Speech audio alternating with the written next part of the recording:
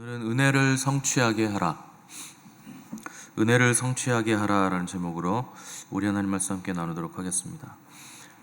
예루살렘에 들이닥친 기근으로 인해서 예루살렘 교회 성도들이 환난을 겪고 있을 때 바울은 자신에게 적한 그 이방인 교회 성도들에게 연보를 통해서 예루살렘 교회를 돕기 원했는데, 근데 특별히 고린도 교회의 연보는 바울이 얘기해서 시작했다기보다는 디도가 가서 얘기를 해서 시작된 케이스입니다. 그래서 6절에 보면, 그러므로 우리가 디도를 권하여 그가 이미 너희 가운데서 시작하였은즉 이 은혜를 그대로 성취하게 하라, 이렇게 썼죠. 그러니까 바울과 고린도 교회 성도들의 사이가 그동안 별로 그렇게 좋지 않았기 때문에 아마 바울이 직접 얘기하기에는 좀 무리가 있었던 것으로 보이고, 그래서 디도를 통해서 예루살렘 교회 성도들을 돕기 위해 좀 연보를 모으는 얘기를 아마 전달을 했던 것 같습니다. 그러니까 원래 연보 계획은 바울의 계획이었는데 관계가 틀어지니까 꺼내지 못했다 하는 거 여러분 기억하셔야 되고, 그런데 하나님은 디도를 통해서 바울의 계획이 고린도 교회에서 실행되게 하셔서 그들이 받은 은혜, 또 그들이 표현하는 사랑을 다 증거할 수 있는 기회를 열어주셨다 하는 겁니다. 그러니까 결국에는 좋지 않은 상황이라도 하나님은 합력해서 다 선을 이루어내신다 하는 것을 우리가 고린도 교회를 보면서 계속 우리가 알 수가 있죠. 그러니까 우리가 보기에만 좋지 않은 거지, 하나님은 그런 과정들을 통해서 결국 하나님의 일을 하시고, 또 그런 과정이 없었더라면 우리가 알지 못했던 또 새로운 영적인 안목들을 우리가 볼 수 있게 해주시는 겁니다. 그래서 우리는 이렇게 안 좋은 일들은 없기를 원하죠. 늘 평탄하기를 원하고, 늘 좋기 원하고, 큰 어려움 없이 인생을 살기를 원하는데, 그렇게 살면 이룰 수 있는 게 없어요. 새로운 시각이 열리지도 않고, 되게 인생이 평탄한 사람들이 하나님을 잘 안 찾습니다. 그러면 하나님을 알 수도 없고 찾지도 않고, 하나님 믿지도 않고, 안 믿어도 잘 사는데 뭐 하려고 하나님을 찾습니까? 그렇게 평탄하게 원만하게 가만히 있으면 지옥 가는 길은 내리막길이거든요. 가만히 있으면 그냥 자동 지옥 갑니다. 하나님 안 찾으면 그냥 자동으로 가는 거예요. 공항에 에스컬레이터 그냥 가듯이 그렇게 가는 거죠. 그래서 하나님은 우리에게 좋은 일만 주시는 거 아니에요. 어려움도 주시고 고난도 허락하시고 허용하시는 거죠. 늘 말씀드리지만 햇빛만 계속 날씨 좋은 날만 있으면 얼마나 좋겠습니까? 근데 1년이 지나면 그 지역은 사막으로 바뀝니다. 햇빛이 계속 됐기 때문에. 그래서 비도 와야 되고 눈도 와야 되고 춥기도 해야 되고 덥기도 해야 되고 여러 가지 일들이 있어야 되는 거죠. 그래서 우리는 사탄이 없어져 버렸으면 좋겠죠. 이 나쁜 놈의 사탄, 나를 맨날 유혹해서 죄짓게 만드는 사탄, 유혹이 없으면 좋겠고 사탄이 없으면 좋겠는데, 하나님은 하나님의 영과 반대되는 사탄일지라도 없애지 않으십니다. 그 하나님의 깊은 지혜고 그 지혜와 지식의 부요함이고 그게 하나님의 섭리의 놀라움이에요. 사탄마저도 하나님의 섭리 안에 들어가 있다는 거, 여러분 얼마나 감사합니까? 만약에 하나님의 통제권을 사탄이 벗어나 있어서 하나님도 내가 저놈을 빨리 없애야 되는데 기회만 호시탐탐 보고 있다가 결정적일 때 공격해서 없애야지, 이런 대결 구도가 되면 우리에게 희망이 없어요. 사탄이 그 정도로 강력하잖아요. 그럼 우리 다 넘어집니다. 근데 사탄도 하나님의 섭리 안에 들어가 있는 존재일 뿐이죠. 하나님이 허용하시지 않으면 절대 활동할 수 없는 존재죠. 의인이요 정직한 자였던 욥마저도 사탄에게 시험에 노출되게 하셔서 결국 더 높은 하나님의 의를 이뤄내시고 하나님을 향한 더 깊은 사랑을 욥이 알 수 있게 해주셨다. 그래서 하나님 사랑의 수준으로 끌어올리시는데, 우리를 그렇게 끌어올리시는데 사용되는 도구가 사탄이고 악이라 하는 거죠. 초대교회는 단시간 만에 엄청나게 부흥했습니다. 베드로가 하루 설교했는데 하루에 몇천 명씩 돌아와요. 놀라지도 않으시는데 하루에요. 우리 교회 제가 하루 나가서 설교했는데 10명만 와도 여러분 기절하실걸요? 한 주 만에 근데 하루에 몇천 명이라니까요. 그 얼마나 놀라운 부흥입니까? 근데 하나님이요, 스데반의 순교를 시작으로 해서 초대교회를 다 흩어버리십니다. 핍박이 시작되게 하셔서 다 뿔뿔이 흩어지게 해요.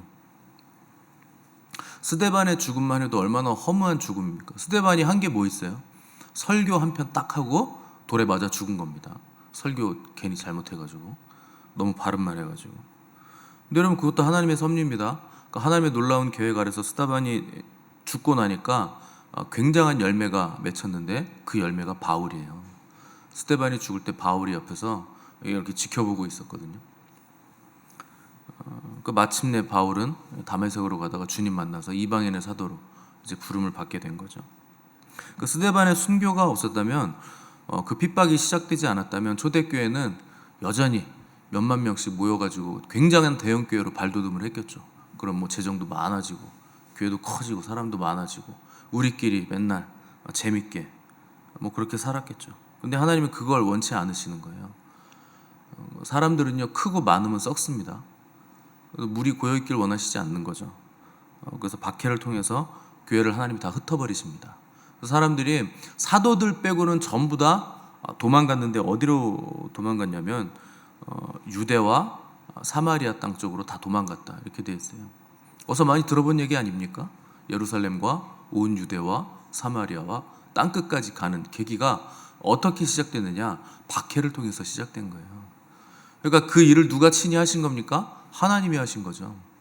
박해가 없었으면 뭐 유대와 사마리아 뭐 어딜 갑니까? 우리 교회 크고 좋은데, 사람 많고 좋은데 어딜 가요? 그냥 거기 계속 있는 거죠. 그래서 박해를 통해서 하나님은 복음이 땅끝까지 퍼져나가는 계기가 되게 하셨다. 그러니까 그리스도인들이 당하는 모든 일들에는 하나님의 섭리가 고스란히 녹아져 있다 하는 거죠. 그러니까 7절 보시면, 오직 너희는 믿음과 말과 지식과 모든 간절함과 우리를 사랑하는 이 모든 일에 풍성한 것 같이 이 은혜에도 풍성하게 할지니라. 뭐 좋은 말 많이 써 있는데, 니네 받은 거 많으니까 많이 내놔, 이런 얘기입니다. 풍성하게 받았지 않냐, 많이 받았지 않냐, 그러니까 많이 내놔라. 은혜에도 풍성하게 해라. 돈 많이 내라는 거죠. 그걸로 너희 사랑을 검증해라 하는 겁니다. 고린도 교회에 나타난 풍성함 두 가지입니다. 첫 번째는 영적인 풍성함이 있어요. 고린도 교회는 다른 그 어떤 교회들보다 영적인 은사들이 굉장히 많이 나타났던 교회죠. 특별히 말과 관련된 은사들이 많이 나타나서 방언과 예언과 통변 같은 말의 은사들이 풍족하게 나타났다, 풍성하게 나타났다. 또 한 가지 풍성함은 물질적인 풍성함이 고린도 지역에는 있었다는 겁니다. 고린도 지역은 소아시아 지역들은 다른 지역들보다 굉장히 풍성했던 지역입니다. 뭐 예루살렘보다 훨씬 더 풍성하고, 또 마게도니아 지역은 굉장히 어려움 중에서도 연보를 했다 하는 거 우리가 어제 살폈는데, 마게도니아 지역들보다 이 고린도 지역에 있는 그 지역들이 훨씬 더 풍요롭고 잘 사는 도시들이었다. 그래서 너희들에게 풍성함이 있지 않느냐 하는 거죠.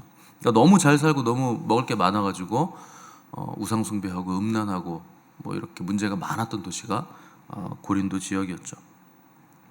물론 고린도 교회 안에는 노예도 많고 비천한 신분도 많았지만, 또 의외로 귀족들도 많이 있었기 때문에 그들의 풍성함과 부유함이 예루살렘 교회를 돕는 데 필요했다 하는 것이고, 바울은 디도를 통해서 연보를 모으라 부탁했고, 고린도 교회가 흔쾌히 연보에 참석하는 것을 보고 바울이 굉장히 기뻤다 하는 겁니다.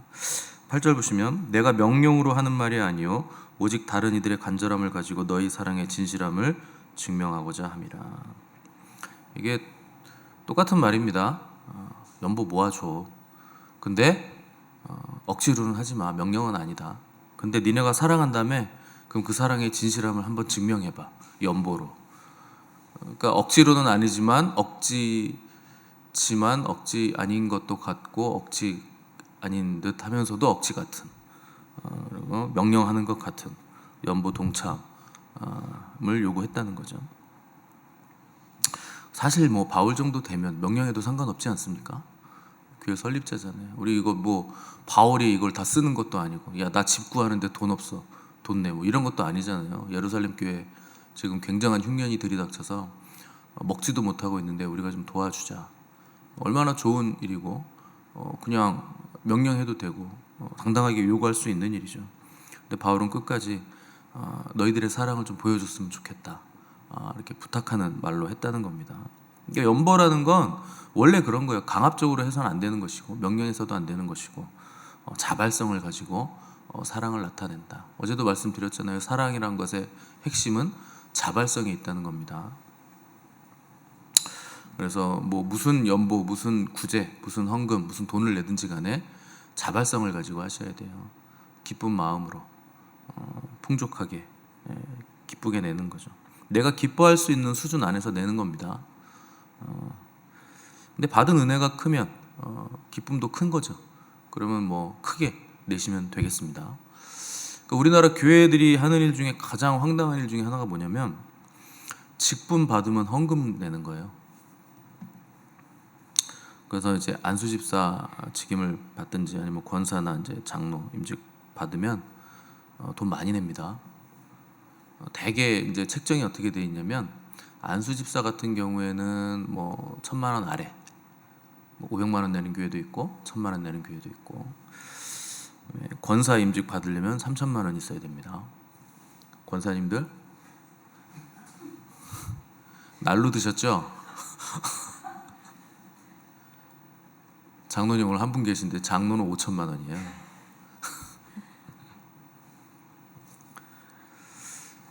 실제로 대형교회에서 이렇게 합니다. 내라고는 안 해요. 요새 하도 말이 많으니까 이거 내십시오 이렇게 안 합니다. 근데 암암리에 그냥 이렇게 자원하는 헌금인 것 마냥 내지만 공공연하게 이렇게 내는 걸로 책정이 돼 있고 이제 굳어져 있죠. 그럼 여러분 상식적으로 생각을 해보세요. 이 정도 돈이 없으면 직분을 못 받는 거예요. 엄두도 못 내는 거예요. 아이, 내가 무슨 권사 직분을 받나. 그 대형교회 있으면 그렇게 되는 거예요. 내가 어떻게 장로를 받나. 그러니까 자격 요건이 일단 1번이 그 돈을 낼 돈이 없다는 거죠. 그러니 내가 어떻게 장로를 받겠냐, 어떻게 권사를 받겠냐. 그러니까 그 목사님들이요, 뭔가 재정이 필요하면 임직식 한번 하는 거예요. 막 10년에 한 번, 뭐 5년에 한 번씩 그냥 대충 규정해가지고 권사님들 그냥 이빠이 세워가지고 한 1억씩 그냥 걷어가지고 그걸로 또 뭐 하고. 아주 좋은 방법입니다. 재정 없을 때. 여러분 설마 그렇게 할까 싶죠? 근데 우리나라 교회들은 그렇게 합니다. 저희 어머니가 권사 직분 받을 때요, 대개 한 1,000만 원씩은 내셨던 것 같아요. 근데 저희 집은 가난한 집이잖아요. 그래서 제가 뭐 정확한 기억은 아닌데 지금 남아있는 기억에 의하면 400 정도 내셨어요. 헌금. 꽤 많이 낸 겁니다. 그 당시에 400이면 언제적 권사님인데요. 지금 환율로 따지면 1,000만 원 넘어요. 꽤 많이 내신 거죠. 어떻게 하다가 이 지경이 됐을까 싶을 만큼 교회가 타락할 대로 타락한 겁니다. 뭐 이게 타락이지 뭐가 타락입니까? 그래서 여러분 저희 교회는 직분 받으시면 헌금하지 마세요. 그런 거 안 받습니다. 진짜 감사하시면 그냥 뭐 무명으로 하세요. 무명으로. 그리고 직분 감사합니다. 그냥 그렇게 딱 서가지고 그냥 무명으로 내세요. 누가 냈는지도 모르게. 그러면 인정. 해외 한인교회들은 더 심각합니다. 대개 한인교회들은 어려워요. 한인교회 10명 모이면요, 한국에서 50명 이상 모이는 수준이에요. 100명 되잖아요. 그럼 우리나라 1,000명 교회 정도 되는 겁니다. 그만큼 사람들, 한국인들 모이는 게 힘든데, 그 어려운 교회 한인 목사들에게 가서 오자마자 내가 헌금할 테니까 권사 주세요, 내가 헌금할 테니까 장로 주세요, 이런 분들이 태반입니다. 근데 이 정신 나간 목사들은 너무 어려우니까, 그 미국은 월세가 비싸잖아요. 그러니까 월세를 또 내야 되고 돈이 너무 쪼달리니까 그걸 또 받습니다. 그래가지고 돈 받고 직분을 팔아요. 그래서 목사는 직분을 팔고 성도들은 직분을 사고, 그런 일이 그 한인교회, 미국에 특히 그런 일들이 굉장히 비일비재합니다. 심지어 전도사 직분도 달라고 하는 사람 많아요. 헌금 1억 할 때니 뭐 나 전도사로 세워주시고 뭐 교회 개척합시다, 뭐 이런 식으로 하는 거죠. 그렇게 해서 세워지면 뭐 전도사 다워질까요? 장로 권사 다워질까요? 돈으로 사가지고 그렇게 하면.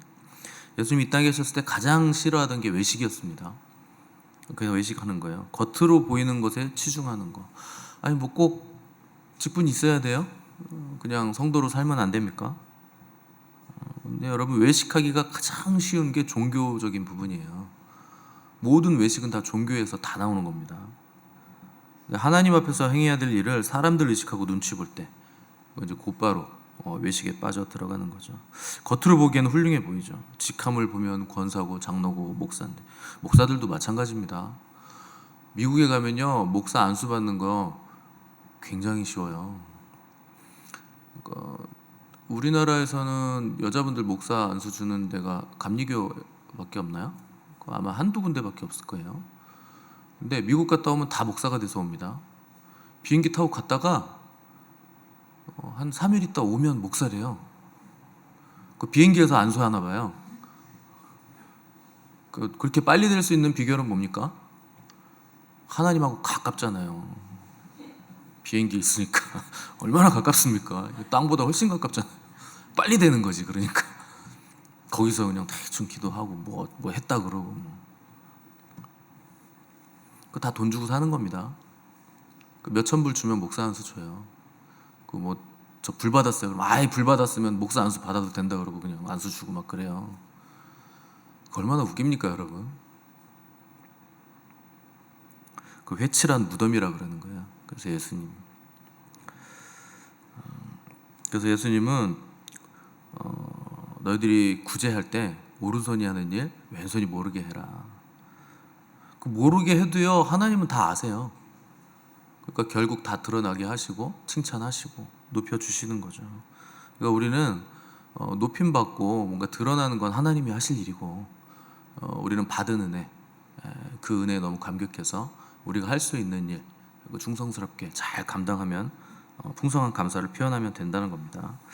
9절 보시면, 우리 주 예수 그리스도의 은혜를 너희가 알거니와 부요하신 이로써 너희를 위하여 가난하게 되심은 그의 가난함으로 말미암아 너희를 부요하게 하려 하심이라. 그러니까 우리가 하나님께 받은 게 너무나 많고 영적으로도 부요하고 육적으로도 고린도 교회는 부요하다. 근데 그 부요함은 그리스도 안에 있는 모든 풍성함과 부요함 때문에 너희가 부요해진 건데, 그리스도는 우리에게 부요함을 주시기 위해서 스스로 가난해지셨다. 이렇게 말씀하는 거죠. 때문에 우리가 예수님의 희생을 통해서 부요하게 됐기 때문에 영적이든 뭐 육적이든 물질적이든 그 어떤 부요함이든 우리가 가지고 있는 그 모든 부요함들을 그리스도를 위해 사용함이 마땅하다. 그 얘기를 하는 겁니다. 그러니까 여러분, 단순히 먹고 마시고 자기 유익 위해서만 사는 사람은 어린아이예요.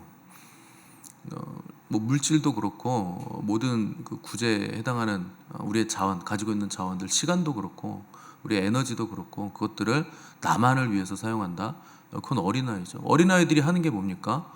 자기 그냥 배고프면 밥 달라고 울고, 배부르면 싸고, 졸리면 자고.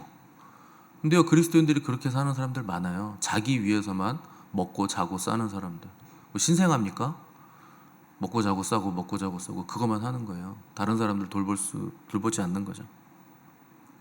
그래서 어린아이는 다른 사람 안 봅니다. 그냥 내 욕구, 내 행동에 맞춰서 울고 웃으면서 부모의 희생과 도움을 바라는 거죠.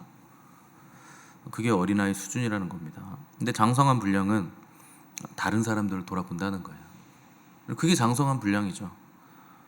그래서 사람이 자기만 있으면 자기에게서 벗어나지 못하죠. 당연한 겁니다. 나만 있는데 어떻게 내가 나에서 벗어납니까?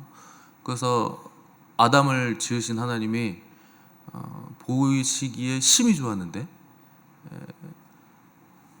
완벽했다는 얘기입니다. 결핍이 없었다는 얘기예요. 뭐 이건 손댈 것도 없어. 너무 완벽해. 내가 만들었지만 대박. 너무 심히 좋아. 그랬는데 아담을 보시더니 결핍을 보신 거예요. 뭔가 부족한 게 하나 있네. 사람이 독처하는 게 좋지 못하다. 거기엔 결핍이 있었다는 거죠. 완벽한 창조였음에도 불구하고 관계성에서는 문제가 있다. 그래서 하와를 만들어 주신 겁니다. 그래서 아담은 하와를 보면서 나를 인식하는 상태에서 벗어나서 이제 상대를 인식하게 되는 거죠. 그러니까 자기에게서 벗어난다는 거예요. 그래서 뭐라 그럽니까? 이는 내 뼈 중에 뼈, 살 중에 살이다. 상대화가 됐다는 거죠. 나에게서 벗어나고 다른 사람을 인식하게 됐다. 그게 성숙입니다. 성숙으로 나아갈 수 있는 방편을 다른 사람의 관계성을 통해서 우리에게 마련해 주셨다. 그러니까 나는 사람 만나기도 귀찮고요. 나 그냥 혼자 있고 싶어요. 그러면 나는 성숙하고 싶지 않아요. 나는 그냥 어린아이가 될 거예요. 그러니까 이거랑 똑같은 겁니다. 나에게서 벗어나는 방법은 상대가 있어야 되는 거예요. 하나님도 사랑의 상대가 필요한데 우리가 뭐라고 나 혼자 천상천하 유아독존 스스로 어떻게 존재하려고 합니까? 그건 불가능합니다. 항상 사랑의 상대가 있어야 되죠. 재밌는 얘기가 있어요. 결혼 30주년을 맞이한 60세 동갑 부부가 있었습니다. 아주 신실한 믿음을 가진 것처럼 보이는 부부. 결혼 기념일에 하나님의 천사가 나타나서 소원을 하나씩 들어준다고 했어요. 그냥 이건 재밌는 얘기입니다. 실화 아니에요. 그래서 소원이 뭐냐 물어봤더니 아내가 그동안 워낙 가난하게 살다 보니 우리가 한 번도 여행을 간 적이 없는데 세계 일주 여행을 한번 했으면 좋겠습니다. 그랬더니 천사가 오케이. 그래가지고 항공권과 여행 경비까지 딱 줬어요. 그래서 이제 남편에게 천사가 이렇게 물어봤습니다. 소원이 뭐냐? 한 가지 들어주겠다. 그랬더니 남편이 아내의 눈치를 슬금슬금 보더니 멋쩍게 웃으면서 저는 저보다 30살 젊은 여자랑 살고 싶어요. 이게 속물들 아닙니까 남자들? 60세가 돼가지고 30살이랑 살고 싶다 그러는 거예요. 천사가 아니 두 분 다 열심히 살아서 드리는 혜택인데 소원을 안 들어드릴 수는 없고 아무튼 뭐 들어는 드리겠다만 소원 참 이상하네요. 그래가지고 소원을 들어줬는데 남편을 90세로 만들어줬습니다. 그리고 사라졌어요. 여러분 받은 은혜가 그걸로 충분한 거예요. 뭘 더 바랍니까? 뭐 60세가 30세랑 살면 뭐가 됩니까? 자기가 30세가 돼요? 그러니까 뭘 더 달라고 하기 전에 받은 은혜를 우리가 헤아릴 줄 알고 그 풍성함이 얼마나 풍성한가 하는 것을 깨닫고 그걸 잘 감사함으로 쓰는 지혜가 우리에게 필요한 거지 뭘 자꾸 더 달라 그럽니까? 아니 뭐 예수 그리스도까지 내어주셨는데 뭐가 더 필요해요? 자기 아들까지 내어주셨고 성령님까지 보내셨잖아요. 우리 안에 계시잖아요. 가장 좋은 것을 너희에게 주시지 않겠느냐. 다른 성경에서 그걸 성령님을 너희에게 주시지 않겠느냐 이렇게 번역을 해놨어요. 그러니까 여러분 가장 좋은 분은 성령 하나님, 그분 하나님이세요. 그분이 우리에게 오신 거예요.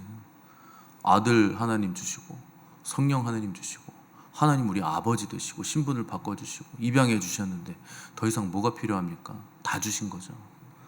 받은 은혜를 세는 게 필요한 거죠. 아무리 많이 받으면 뭐합니까? 아무리 돈이 많으면 뭐합니까? 쓰지 않으면 내 돈 아니죠. 음식이 아무리 진수성찬으로 그냥 뭐 켜켜이 쌓여있으면 뭐합니까? 먹지 않으면 내 거 아닌 거죠. 내 거가 되려면 써야 되는 거예요. 쓰려면 받은 것들을 베풀어야 되는 것이고 그런 사람이 성숙한 사람이죠. 여러분 예수님 당시에 예수님 따라다니던 군중이요 수만 명이었어요. 근데 예수님은요 그 사람들을 통해서 교회를 못 만드십니다. 따라다니는 사람이 그렇게 많아도 그 사람들 가지고는 교회를 설립을 못 하세요. 그냥 12명의 사도 그들에게 교회를 설립하시죠. 그들을 통해서 어린아이 같은 수준의 신앙들 그냥 음식 먹으려고 입 벌리고 달려드는 사람들 그런 사람들 수만 명 있어도 벽돌 한 장 세우지 못한다는 거예요. 아무 일도 안 된다는 거죠. 그래서 성숙이란 건 자기 중심성에서 탈피하는 겁니다. 죄는요 자기 중심성에 함몰되는 거예요. 그래서 자기 중심성에서 탈피하는 것, 나의 이해와 논리로 이해할 수 없다. 하나님의 섭리는 너무나 크다 하는 것을 인정하는 것. 그렇기 때문에 이해되지 않고 나와 잘 맞지 않아도 상대를 있는 그대로 받아내는 것. 그게 성숙입니다. 그리고 주님께서 주신 것, 이거 내 것 아니고 주님 것이라 고백하면서 주님의 일을 위해서 선하게 사용하는 것. 그게 성숙이죠. 당연히 하루아침에 될 리가 없죠. 매일매일의 삶 속에서 우리가 은혜의 보좌 앞으로 나아가서 거기서 우리가 받아서 나오는 거죠. 그래서 사랑은 주는 거고 은혜는 받는 겁니다. 은혜를 받지 않는데 어떻게 사랑을 줍니까? 그 은혜의 보좌 앞으로 여러분 밀고 들어가셔야 돼요. 거기에서 하나님께 받아서 나와서 그걸 가지고 우리가 주는 거죠. 받은 사람만 줄 수 있습니다. 받지도 않아놓고 뭘 자꾸 준다고 얘기하지 마세요. 그러면 심지를 태우는 거예요. 그럼 끓음만 나요. 냄새만 나고 부작용 생깁니다. 받아서 태워야죠. 받아서. 여러분, 권세자가 되는 방법 간단해요. 줄 수 있으면 권세자예요. 자꾸 받으면 그 사람은 팔로워죠. 따라다니는 사람이죠. 군중이고. 그래서 줄 수 있는 사람이 리더십이고 권세자죠. 그를 통해서 하나님의 모든 게 흘러가는 겁니다. 여러분, 내게 능력이 있어서 주는 것이 아니고 하나님께 받은 능력, 하나님께 받은 은혜, 그걸로 주는 겁니다. 이 은혜를 매일 받으시고 받으셨기 때문에 다른 사람들에게 베풀고 나눠주는 삶을 통해서 권세자가 되시는, 또 하나님이 기뻐하시는 장성한 분량에 이르시는 복된 저와 여러분 되시기를 간절히 바랍니다. 함께 기도하겠습니다.